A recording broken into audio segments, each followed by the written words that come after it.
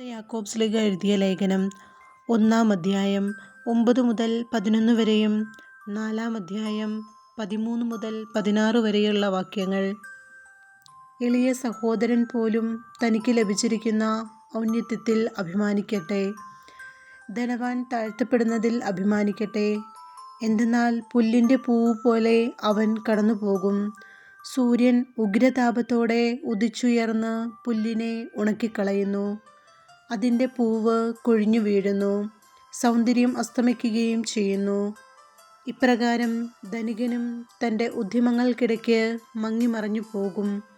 ഇന്നോ നാളെയോ ഞങ്ങൾ എന്ന പട്ടണത്തിൽ പോയി അവിടെ 1 വർഷം താമസിച്ച് വ്യാപാരം ചെയ്ത് ലാഭമുണ്ടാക്കുമെന്ന് പ്രഖ്യാപിക്കുന്ന നിങ്ങളോട് ഒന്ന് പറയട്ടെ. നാളത്തെ നിങ്ങളുടെ ജീവിതം എങ്ങനെയുള്ളതായിരിക്കും എന്ന് നിങ്ങൾക്കറിഞ്ഞുകൂടാ. അല്പനേരത്തേക്ക് പ്രത്യക്ഷപ്പെടുകയും അതിനുശേഷം അപ്രത്യക്ഷമാവുകയും ചെയ്യുന്ന മൂടൽമഞ്ഞാണ് നിങ്ങൾ. നിങ്ങൾ ഇങ്ങനെയാണ് പറയേണ്ടത്: കർത്താവ് മനസ്സാകുന്നെങ്കിൽ ഞങ്ങൾ ജീവിക്കുകയും യഥായുക്തം പ്രവർത്തിക്കുകയും ചെയ്യും.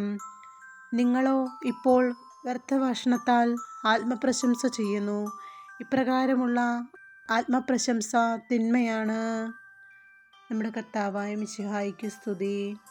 വിശുദ്ധ ലൂക്കായുടെ സുവിശേഷം 14-ാം അധ്യായം 7 മുതൽ 14 വരെയുള്ള വാക്യങ്ങൾ. ക്ഷണിക്കപ്പെട്ടവർ പ്രമുഖ സ്ഥാനങ്ങൾ തിരഞ്ഞെടുക്കുന്നത് കണ്ടപ്പോൾ അവൻ അവരോട് ഒരു ഉപമ പറഞ്ഞു. ആരെങ്കിലും നിന്നെ ഒരു കല്യാണ വിരുന്നിന് ക്ഷണിച്ചാൽ പ്രമുഖ സ്ഥാനത്ത് കയറിയിരിക്കരുത്. ഒരു പക്ഷേ നിന്നേക്കാൾ ബഹുമാന്യനായ ഒരാളെ അവൻ ക്ഷണിച്ചിട്ടുണ്ടായിരിക്കും.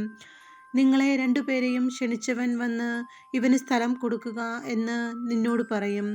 അപ്പോൾ നീ ലജ്ജിച്ച് അവസാനത്തെ സ്ഥാനത്ത് പോയിരിക്കും. അതുകൊണ്ട് നീ വിരുന്നിന് ക്ഷണിക്കപ്പെടുമ്പോൾ അവസാനത്തെ സ്ഥാനത്ത് പോയിരിക്കുക. ആതിഥേയൻ വന്ന് നിന്നോട് സ്നേഹിതാ, മുന്നോട്ട് കയറിയിരിക്കുക എന്ന് പറയും. അപ്പോൾ നിന്നോടുകൂടി ഭക്ഷണത്തിനിരിക്കുന്ന സകലരുടെയും മുമ്പാകെ നിനക്ക് മഹത്വമുണ്ടാകും.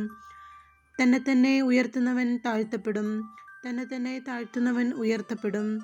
തന്നെ ക്ഷണിച്ചവനോടും അവൻ പറഞ്ഞു: നീ ഒരു സദ്യയോ അത്താഴവിരുന്നോ കൊടുക്കുമ്പോൾ നിന്റെ സ്നേഹിതരെയോ സഹോദരരെയോ ബന്ധുക്കളെയോ ധനികരായ അയൽക്കാരെയോ വിളിക്കരുത്.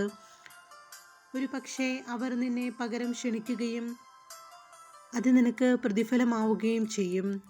എന്നാൽ നീ സദ്യ നടത്തുമ്പോൾ ദരിദ്രർ, വികലാംഗർ, മുടന്തർ, കുരുടർ എന്നിവരെ ക്ഷണിക്കുക.